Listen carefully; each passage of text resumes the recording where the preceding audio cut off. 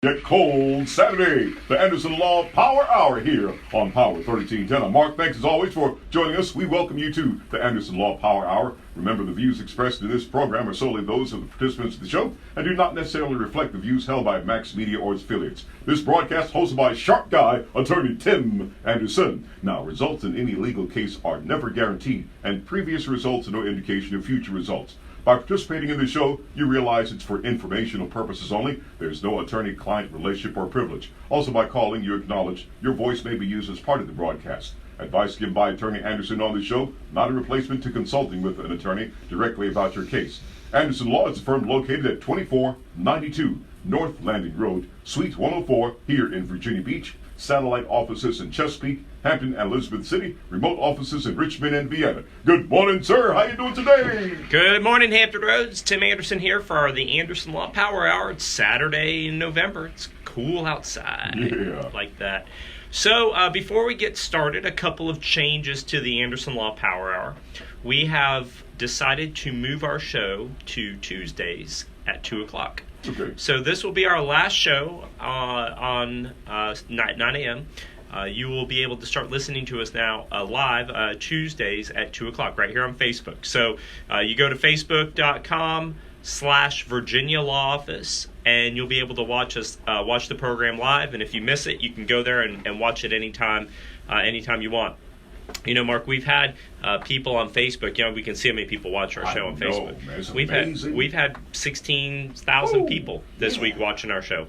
16,000. And so we know you're watching, and we want to bring you good content. We're moving the show primarily to try to get more people engaged in the show in the afternoons. People are still kind of sleepy on Saturday mornings. Yeah. So we're going to be up there at 2 o'clock. So after today, we're going to, starting this Tuesday, day after Veterans Day, come on in and watch us on facebook.com/Virginia Law Office. And Mark and I will be doing our show live from my law office. So that'll be great. That'll be great, man. I'm looking forward to it. A lot of substance you've been bringing to the conversation. So many ways and helping us. I think, you know, the old saying is, I think we start off, let me get it right. An ounce of prevention is worth a pound of cure. Right? Yeah. I think I got it right that time. That's true. I think that's probably the best thing. Yeah. The more we know, the better it is, instead of waiting until the last minute. Yeah.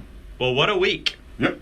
What a week. Yeah. The elections, right? That's right, yeah. The elections have rocked Virginia politics, and we have an entirely blue government now. Democrats are controlling the governor's seat, the lieutenant governor's seat, the attorney general's seat, both Senate seats, and all of the House of Delegates and Virginia Senate are majority Democrat now. Yeah. So the Democrats ran on two major platforms. The first one was guns, guns, and the second one was minimum wage. Every piece of literature that came in the mail, every Democrat that was talking had the same talking points.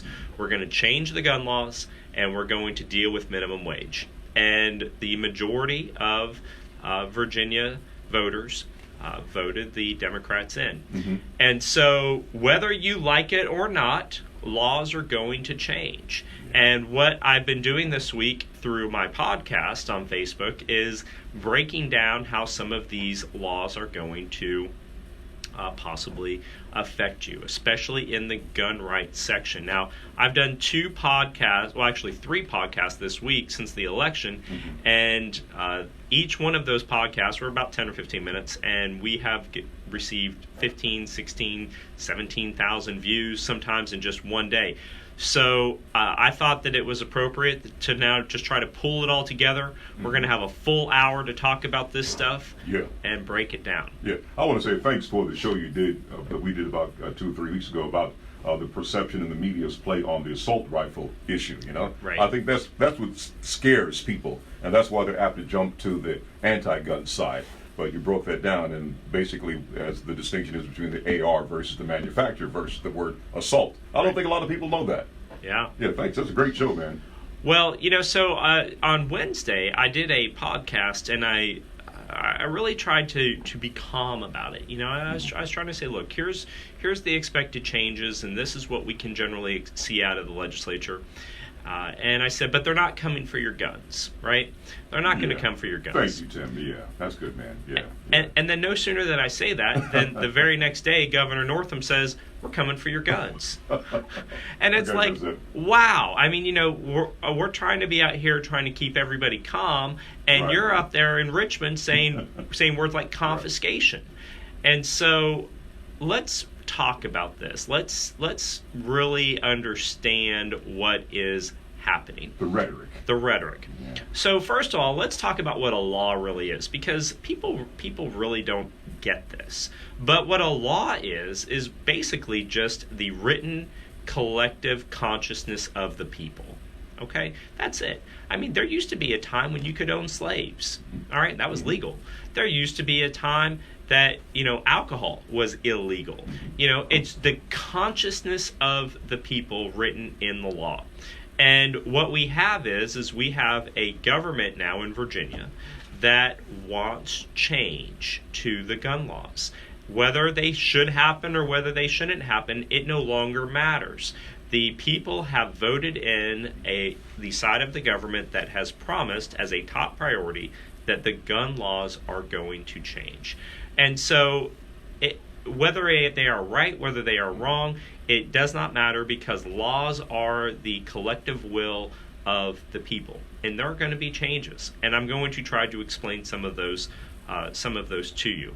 So, where are we today? In Virginia Beach, there was a massive shooting, as we all probably remember if you're local here, earlier this year in the summertime. And after that happened, Governor Northam said, hey, we need to have a special session in Richmond about dealing with gun control. Now, obviously the Democrats for years, this isn't the first time they've said this, but they've said for years and years and years, they want changes to the gun laws. And the Republicans have been super resistant to those changes to the gun laws. And so Governor Northam brought everybody in, and they said, okay, let's, see what we can come up with and see if there's something we can do to make the system better. Well, the Republicans saw it as a political trick in an election year to try to, basically the Republicans would lose either way, essentially. If they came up and they passed some gun laws, they would alienate their base. And if they come up and they don't pass the gun laws, then the Democrats can point at them and say, hey, look, you keep putting these people in office and you're never going to get the change that the public wants. And so it was a lose-lose for the Republicans in this special session. But what happened was they went up there, and they were only there for less than a day, and they sat around, they talked for a little bit, and some people lodged some bills, and the bills were all referred to the Crime Commission, and then the special session ended. And everybody left. Nothing happened. No change. Well, one of the bills that got lodged was House Bill 4021. Now, if you're watching us live on Facebook, at the top, right up here, if you look at, right above where I'm talking here, I've put House Bill 4021, the link to it right there. And what House Bill 4021 basically does is it criminalizes the ownership of something called not assault rifles, not assault guns. They're calling it assault weapons. And they're basically saying in this bill that if you own this gun, theoretically, if this bill were to ever pass, if you own a assault weapon, then after a period of time, you'll be a felon. It'll be a felony to continue to own a weapon. So if I have a firearm that is categorized as an assault weapon today that I've legally bought, and then this law goes into effect, and I don't destroy it or get it out of Virginia, then that ownership would then, I would be committing a felony by continuing to own it. So they put a thing in there that says like November 20th of 2020, you cannot own it after that date. So, and then there might be a little bit of a grace period, but there's a line in the sand that they're putting in this bill that says if you own this type of assault weapon, then you will be a felon after the fact. Now, I have rallied about that on both of my podcasts, that the government cannot do that. All right, they cannot criminalize prior ownership. Even the super liberal states like California and Connecticut and New York, who all have assault weapons bans, put something called a grandfather clause in, which means basically if you own a gun and then that gun becomes illegal down the road, you're grandfathered in because you owned it before the law kicked in. And even California has those rules. Even Connecticut has those rules. Mm-hmm. And so, this is how the federal government, the Constitution talks about, criminalizing behavior and taking property and all of those things. Well, I will flat out tell you that House Bill 4021 does not have a grandfather clause. Okay? So they are talking about a bill that is, before the Crimes Commission, that is going, if it were to pass as it is written, will make it a felony to own an assault weapon. Now, the question is what is an assault weapon, mm-hmm. right? Yeah. And here's the answer. It's whatever the General Assembly says it is, okay? It could be, as simple as an AR-15, a AK-47, or it could be a shotgun that holds more than 10 rounds. I mean, it will depend upon what the General Assembly says an assault weapon is. They are talking about capacity restrictions, all right? Capacity of your magazine. So if you are looking at if the law says that you can't have a handgun that holds more than 10 rounds, and you have a handgun that holds 15 rounds, which many do, is that going to be considered an assault weapon? Because the capacity moves forward. And so it is really going to be something that we have to watch what they're going to define as an assault weapon. Now, the United States Congress, there's some Congress people up there last year that proposed an assault weapons ban, and they defined an assault weapon. And I'll tell you what, I read it, and the definition of an assault weapon was pretty much anything that could hold more than 10 rounds. I mean, as generally as you can take it, and the only real exceptions that they gave were on a 22 gun that might have a cylinder where you load the 22 bullets into it. If you have a cylinder tube and you can put 15 or 20 in that was generally about the only exception that you could really find in the federal government's proposed assault weapons ban. So the legislature is not just limiting the firearms to the scary AR-15 mm-hmm. rifle that looks like a M4 that the Marines carry around, right? It could be any gun that has more than a certain capacity, and so we have to watch this very carefully. Now, this is a bill. It has not been passed. But it is before it has been lodged. And when a bill gets lodged, generally the commissions will start, tinkering with it, and they'll be trying to find compromise, and they'll be trying to clean it up here and there. But the Republicans are out of power. So the Democrats can make this bill worse than it currently is written, and it's written pretty heavily bad right now, for gun owners. Or it could be softened up, or it could be completely radically changed in some other totally different direction. There's no way to know. I don't have a crystal ball. But here's the thing, and here's what you have to know if you're watching this show, is gun ownership could be completely different 1 year from now than it is today. All right, so about 3 days ago, I did a podcast, and I'm like, hey, look, don't panic. They're not coming for your guns. They're not, that's not happening, and we're fine. There's nothing to worry about. It's going to be a little bit more restrictive, but these are restrictions that we can live with, and blah, blah, blah. The next day after I make that show, Governor Northam goes on the record and says, we're looking into confiscation of assault weapons. I'm like, oh my gosh. So it's not even his, how would you say it? His words are not even such that you can even find that there's reasonableness right now on their side. They want the Democrats appear to want to be the most restrictive gun state in America, more than California, more than New York, more than Connecticut. They want to push the state to the most restrictive levels that you can possibly restrict. And as an example of what could happen, when the Democrats can completely control everything.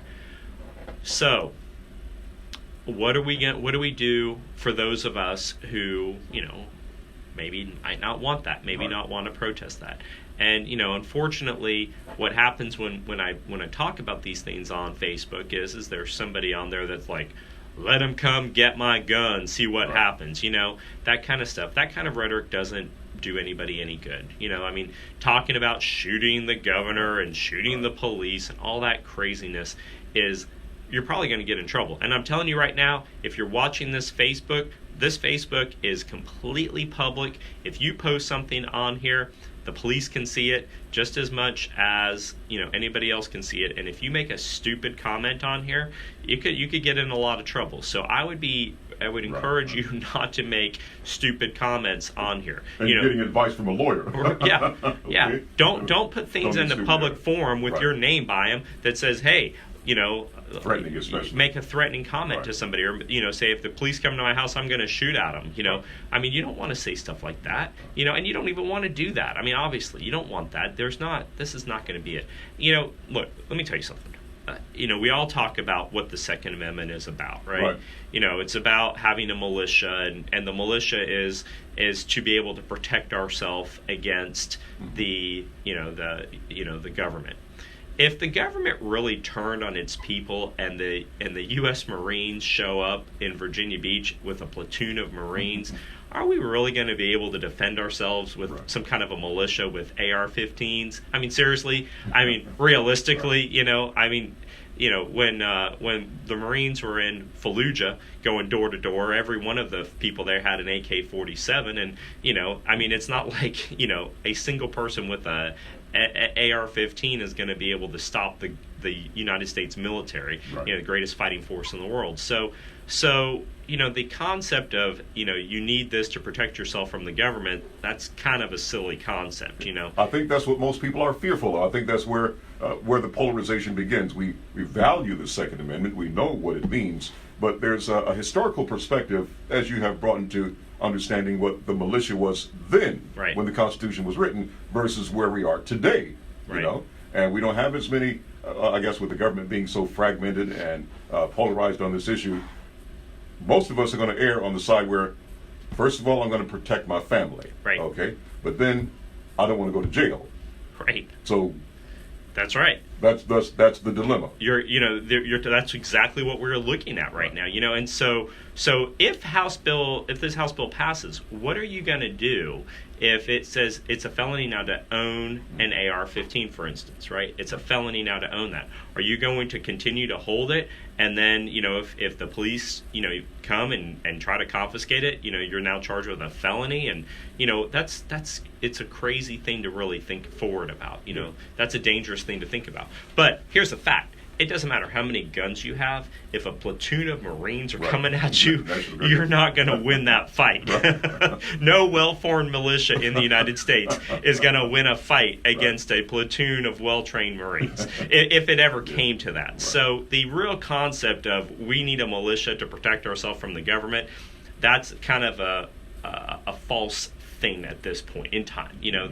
There's no militia fighting force that could compete with the United States military in any context. So taking a deep breath and really saying, why do we really want these type of guns? Why do we really need these types of guns? It's really not to protect ourselves against the U.S. military. It's to protect ourselves, like you said, against a burglar, an invader, somebody who's going to cause harm to our family. And if the government makes, for instance, the AR-15 illegal, can we still protect our family? Sure. Yeah. Absolutely we could. Shotguns, Right. we can have pistols, we can have that. So what's really going to be important here is, what are they going to call an assault weapon?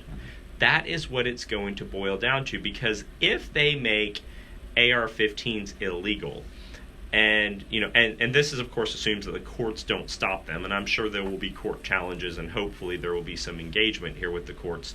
But assuming all that fails and it becomes the law of the land that AR-15s can become illegal, and if you possess them, you would become a felon to possess them. Giving those up still allows you to protect your family, so long as you can protect them with some other kind of a weapon, right? And that's kind of the point that we have to really be thinking about here is, we're going to lose the fight right now about AR-15s. They're going to make them illegal. And we're going, the NRA will step up, and challenges will be had and challenges will be made, and we'll watch the courts as that maneuvers through the process. But they're coming after the AR-15. There's no doubt about that. When you think of the term assault weapon, that's coming down the pipe. That is going to happen in Virginia next year. That will happen. Now, will your Glock 17 pistol, 9mm pistol that holds 17 rounds, is that going to be an assault weapon? I get what you're saying. That's the Right. scarier question. That is the scary thing. If your pistol becomes an assault weapon, if your shotgun that might hold, might have a higher capacity shotgun that holds 10 rounds, is that going to be considered an assault weapon? That's what we have to watch. We're going to have to let go of the AR-15 fight, because they're going to pass that law. It's going to get challenged. We'll see how the Virginia Supreme Court handles that, maybe the U.S. Supreme Court even. But until then, we have to look more importantly at, are we going to be able to defend ourselves against home intruders? Yeah. And that's what is the scariest part of this House bill. Yep. It is not, I will still be able to defend my family if I have to give up the AR-15. I will still be able, because I have other weapons. But if they tell me I have to get rid of everything unless it's a gun that holds less than 10, that pretty much obliterates every firearm that I own except a revolver. Mm-hmm. And, so that means we're going to have to, downgrade, and that's a big problem. So, you're thinking about this, of course, how it might affect your business, right? well, it could. The nice thing about being in the gun business is they're not going to make guns illegal per Right. se. So it's just going to be changes around. So in California, you can buy an AR-15 in California today, even though that they are illegal in California. And what the manufacturers have done is they have modified Right. the AR-15s to comply with California law. So you still get a big, black, scary-looking military rifle, right? But they'll modify it. You have to now, I think, top load. It has a fixed magazine, so you can't take the magazine out, and you have to top load the ammunition through the top of the firearm. So you have to push it in, and it makes it kind of a slow process. And so because it doesn't have a detachable magazine, then now it's no longer an assault weapon. And so the manufacturers will find ways around, the laws, and make firearms that will comply with whatever laws that the government can come up with. So it's not going to affect a gun shop's ability to sell guns. What they'll do, if they say you can't have a pistol that holds more than 10 rounds, then the manufacturers will just retool their firearms to make it to where the magazines that fit in there will only take 10. They've done that in Maryland. They've done that in California. They've done that in New York. So the manufacturers will find ways to continue to make firearms, and you as a consumer will still have the ability to purchase firearms. They're just going to look different than they are today. But that's the point I'm really trying to make is that if you have 3 or 4 or 5 pistols and all of them hold 15 rounds, Right. And the government says now those are assault weapons, Right. and you're a felon if you possess them, then that really creates a huge taking of many people's firearms. Nobody owns a pistol that holds less than 10 rounds. Nobody owns that except a revolver. So it's going to affect pretty much everyone's ownership of firearms if the government goes that far. Now, here's what's been the problem with both sides on guns is the Republicans do absolutely nothing, okay, when there's any call for gun control. And the Democrats want extreme gun control, right? And so you have two sides that aren't talking to each other at all. And, when one side becomes in power, then their will is going to control. And for years, we've had the benefit of gun owners of having a Republican, House of Delegates and the Senate, and at one point we even had a Republican governor, and we had it all our way. Now it's their way. And now that it's their way, things are going to change. And we're not going to be able to stop it. You can't go, protest, and you can, but, these people are going to do what they're going to do. The Democrats are going to do what they're going to do here. Right. And changes are coming. But what we can hope for is that reasonable people do not make a pistol an assault weapon. Right. That's what we have to hope for. We have to hope for that reasonable people don't make a shotgun an assault weapon. Yeah. Okay. That's what we have to hope for. The AR-15 is toast in Virginia. You're not going to be able to have it. You're going to have to, unless the courts strike it down, you're not going to be allowed to have it out once they change the rules in January. Now, so here's how laws work in Virginia. They'll meet in January. They'll pass laws. Those laws go in effect in July. And in the statute's going to say when you have to get rid of, these firearms. And so there'll be a date. And I'll talk about this again multiple times in 2020. And so it'll say by November 20th, 2020, you have to be rid of these firearms. They either have to be destroyed or removed from Virginia, or else it's a felony to possess them. What will happen is that on July 1, when these laws become the law, on that day, the NRA and other firearm legislative companies will come in and they'll file lawsuits asking for injunctions, right? And they'll file these in federal court. They'll be filed in different parts in Virginia. They'll be filed in state courts. They're going to be going after this full throttle in all of the court systems that they can find. And then you'll see whether or not these injunctions come in. Now, if a federal court comes in and says that is, these laws infringe on the Constitution, the Second Amendment, and we're going to freeze that, then the law does not apply. But if the federal courts do not enjoin these laws, then we're going to see a much, much different outcome where your possession of a firearm could be considered a felony. And it's going to be something people have to think about. Now, this House bill that we passed, or we're talking about, talks about more than just assault weapons. It's talking about silencers. It's talking about, a variety of different types of guns. And so we don't know what is going to pass. We don't know what is going to change. But what we do know is that there is a bill that was in front of the Crimes Commission that talks about making it a criminal act to possess something that you've lawfully purchased. We know that the governor has said he is talking to his people about how to work out gun confiscations. I mean, we know that. And so we have to pay attention. Now, here's the thing. Elections have consequences, and when you have two sides that completely disagree with each other, if the Democrats pass laws and then, in 2 years when we vote for the governor and, the governor's job and the new House of Delegates and all of that, if the people are irate enough, they can change it back to Republican and all of these laws can be undone.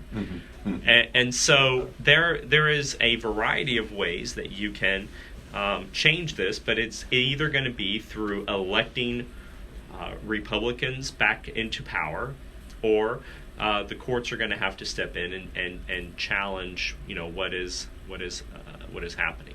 All right. So let's talk about universal background checks. All right, this is a big one for the Democrats, and this is worth a discussion. How does a conservative guy like me, a Second Amendment, lover, gun shop owner, how does a guy like me fall off of the bandwagon and be in support of universal background checks? Because as far as I am concerned, I believe that universal background checks should become the law. Now, this is a big one for the Democrats. The Republicans hate it. But here's what it means to do a universal background check. So if you go and you purchase a gun at the gun shop, right, you have to go through a background check. And there's no, there's no other way to legally buy a gun from a gun shop except to do a background check. Have you ever gone to a gun shop before, Mark? Yeah, I have. It's been a while, but yeah. Yeah. Mm-hmm. So basically you walk in and you fill out a federal application, yep. And you got to tell the government a lot of information about you. And you also fill out a state application, and you got to tell the state government a lot of information about you. And then the gun shop takes all that information and they load it into a computer program called VCheck. And VCheck, it goes to the state police instantly, and then the state police tell the gun shop whether the gun shop can sell the person the gun. If the state police say yes, then the gun shop can sell the gun. If the state police say no, the gun shop cannot sell the gun, right? So why would somebody be, Mark, why do you think some people would be prohibited from owning a firearm? Mental illness, if you've ever been checked into a mental institution, if you've ever been a criminal convicted of a crime, at least those two reasons. Yeah, sure, yeah. Those are big ones. Those are easy ones too. Because if you've ever been in a mental hospital, or if you're a convicted felon, you go into something called the NCIS database. And so when I type in Tim Anderson and his social security number into the VCheck system, immediately the NCIS system, the national database, is pinged with my social security number, and the system will say, does Tim Anderson have a felony conviction? Does Tim Anderson have a domestic violence conviction? Does Tim Anderson ever been in a mental hospital? Those are the things that VCheck. Is Tim Anderson a U.S. citizen, right? Or a lawful alien? Those things come back instantly to the state police. And if the state police see that you're clear, it's called an instant background check. It takes about 3 or 4 minutes for them to do this, but that's pretty amazing if you think about it. There's 400 million people in the country, and the system can return a hit back within minutes, of somebody's background.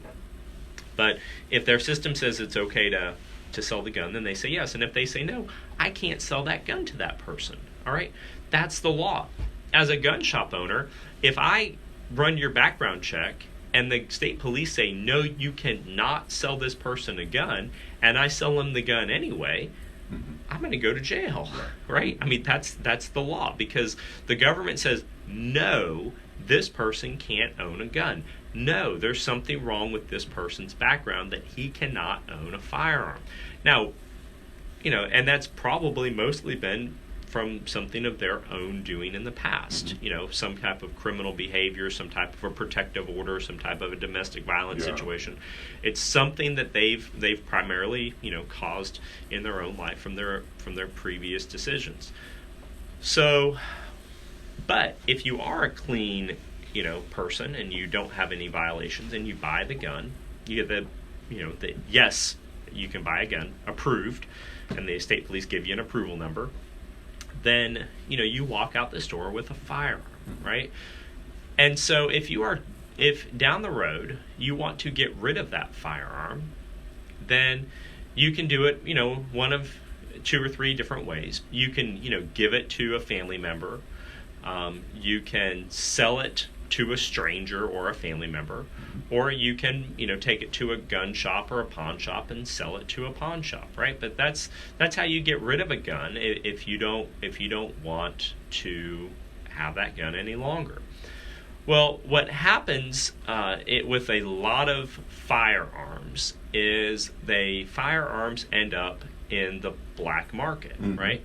Well, the way that firearms end up in the black market is mostly because firearms are stolen, out of people's cars or out of people's houses. They get stolen. But a lot of the ways that firearms get into the black market is through what are called private party sales, where me as a lawful gun owner would sell the gun to somebody else in a private party transaction, and then from there what they do with the gun is completely unknown to anybody. So as it stands right now, the law says this: if I have a gun and I want to sell it to Joe, my neighbor, okay, then I can walk over to Joe and I say, Joe, here's this gun. It's $200. Joe gives me $200 and I hand him the gun. No background check required because it's between private parties. Or if I want to give my gun to my father, I can give my gun to my dad as a gift. No background check required. The problem with giving the gun or selling the gun to somebody else is there's no way to know if the person who you are selling the gun to or giving the gun to is a prohibited person. There's no way to know. Even if it's your dad, you don't know if your dad, has a felony, in his past. There's no way to know these things. And so by giving a gun to somebody without making them go through a background check makes the whole background check process completely irrelevant, right? Because the background check process is to protect, the firearms from not getting in the hands of a prohibited person.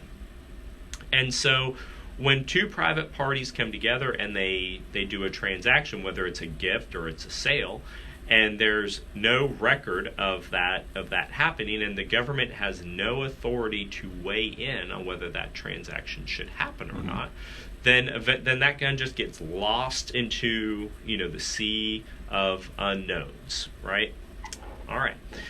So what a universal background check basically says is that anytime a gun is going from one person to another, the person that is getting the gun has to do a background check, all right, with the government. Whether it's by gift, whether it's by sale, whether it's by barter trade, whatever you're doing, if you're going to come over and paint my house and I'm going to give you one of my guns to paint my house, you're going to have to go through a background check before I can give you that gun.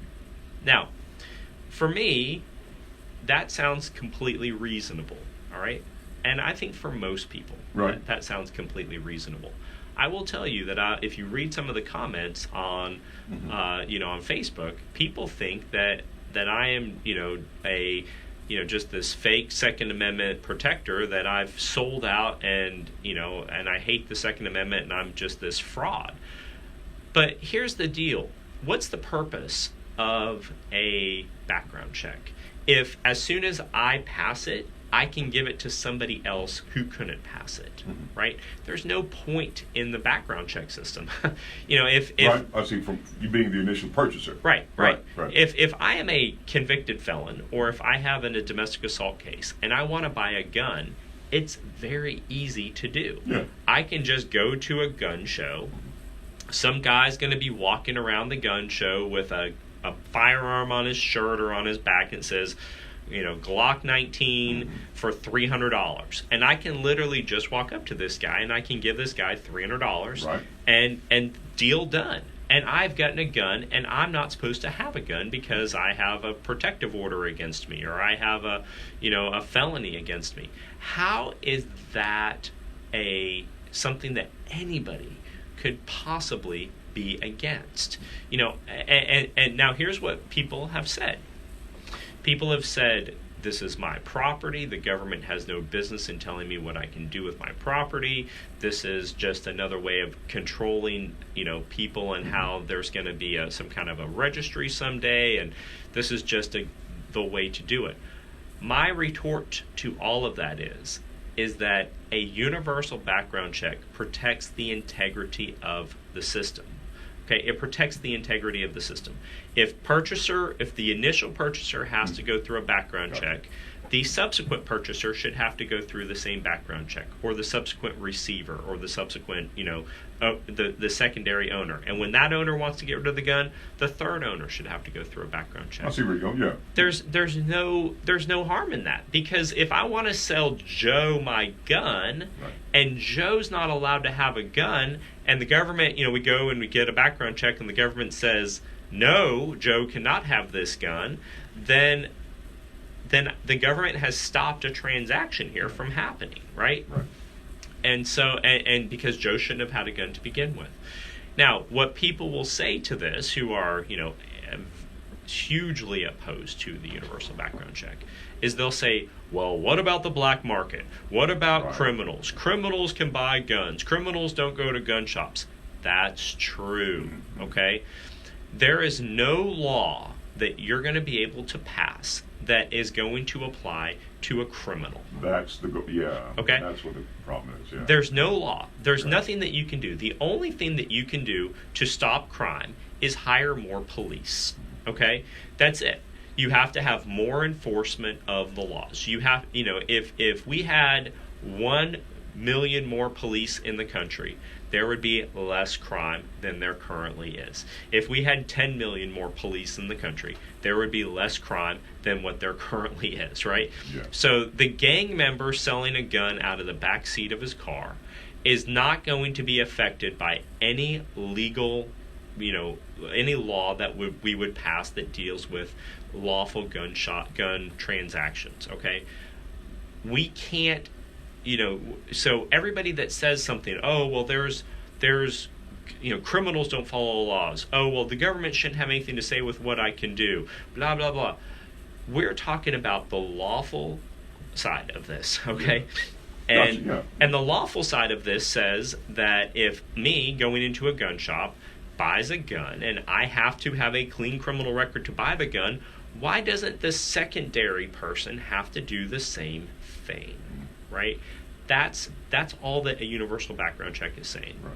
I think that's where, again, the crux of the matter is where the fear and hysteria comes into place. It's not the lawful gun owners who are committing the crimes. It's the criminals. That's Obviously, 10 times out of 10, 9 times out of 10, I would say. And it's the lawful gun owners, as we started this discussion, who are protecting their families, who protected the folks at the 7-Eleven. We're not the problem. Right. We're not the problem. And that's what everybody says whenever there's a new gun law proposal, that's what people say. It's, why do you continue to put laws on lawful people, and not find ways to deal with the unlawful side of it? 99% of everybody who owns a firearm legally does not commit crimes with their firearms. Right. Okay, so the flip side of that is exactly what you just said. If I have why are you passing more gun laws against 99% of the population that doesn't commit crimes? And so, somebody goes out and shoots up a school or shoots up a festival or something like that. There's not a gun law that is going to apply to that person. Right. Did you see the guy who stabbed the guy at Popeyes this week over the chicken sandwich? Yeah, I heard about it. Yeah. If you read the story says, guy stabbed at Popeyes over chicken sandwich. Okay, here's the rule. Here's the truth. The stabber, the person who stabbed the victim here, was going to stab somebody sometime in their life. Okay? That's just predetermined. This guy's obviously crazy, and he was going to do something. It had nothing to do with the chicken sandwich, right? It has nothing to do with the chicken sandwich. It has nothing to do with Popeyes. This guy was unstable. He had a knife. He was going to stab somebody some point. It just happened to be this time that it was about the chicken sandwich, right?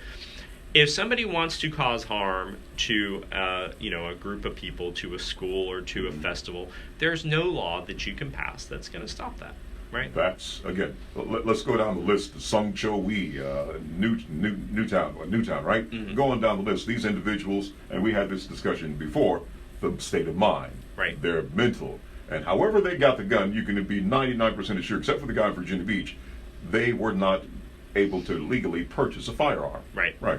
So The issue is, again, is getting these people who have these states of mind, these mental conditions, to prevent them from getting a firearm. That's not going to stop me. It's not going to affect me. It's right. How do we get these guys off the street? How do we stop them from getting a gun?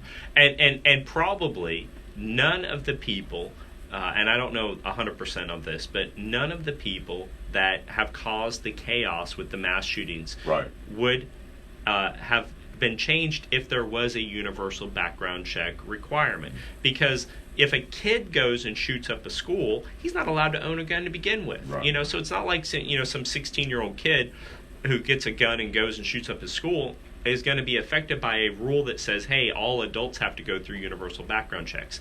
That's 100% factually true. However, at the same time, by doing a universal background check, it protects the integrity of the system. I got you. Yeah. We have a gaping loophole in the background check system, in that if I go and buy a gun at a gun shop, I have to pass a background check, but then when I sell it to somebody else, they don't.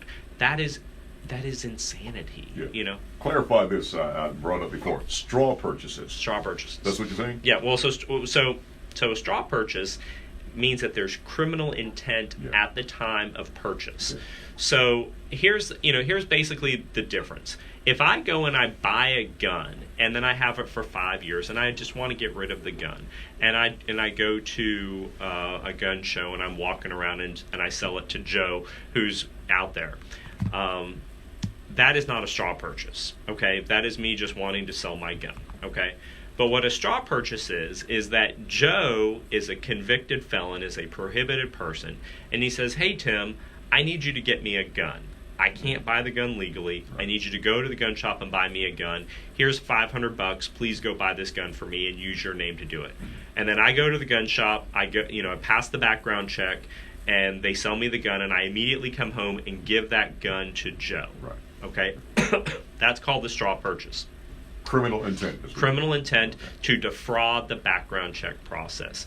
But why would anybody do a straw purchase? There's no reason to do a straw purchase. You don't have to under the current rules. Joe, the prohibited person, can just go to a gun show and buy the gun legally. From a private party buyer, because he doesn't have to go through the background check. Uh-huh. And when I say legally, he's prohibited. He's not supposed to own a gun, but he doesn't have to involve a third party to go in and do a straw purchase. Man. Yeah. And so it shocks me how straw purchases are even a thing currently, although they are, and it does happen. But if I was a prohibited person, I would just go to a gun show or find somebody who's selling a gun and just offer them money for the gun and buy it, because that's what the law allows you currently to do. The Democrats want to plug that up. And as a conservative, as a super, gun, person, I support that concept. But I'll tell you, the Republican base and the people who have watched my earlier segment on this, and the people who've blasted me and calling me a snowflake, like I've been called a snowflake this week because of my position on how that maybe we should be accepting of the universal gun thing, really shows you how polarizing this subject is. Yeah.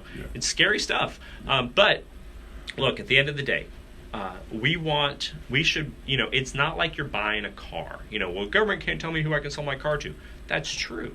You didn't have to pass a background check to buy your car. You didn't have to pass a background check to buy your knife. You didn't have to pass a background check to buy your lawnmower. But if you have to pass a background check to buy something, then the person you're giving that object to should have to pass a similar background check.